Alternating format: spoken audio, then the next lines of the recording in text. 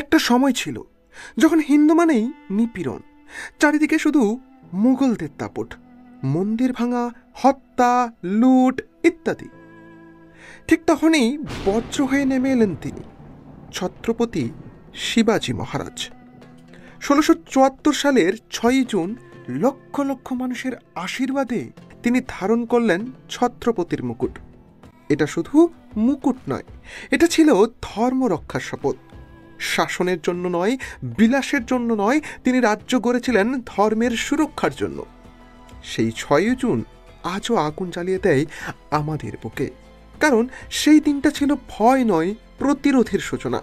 ছত্রপতি শিবাজী মহারাজকে জানাই কোটি কোটি প্রণাম। ছত্রপতি শিবাজী।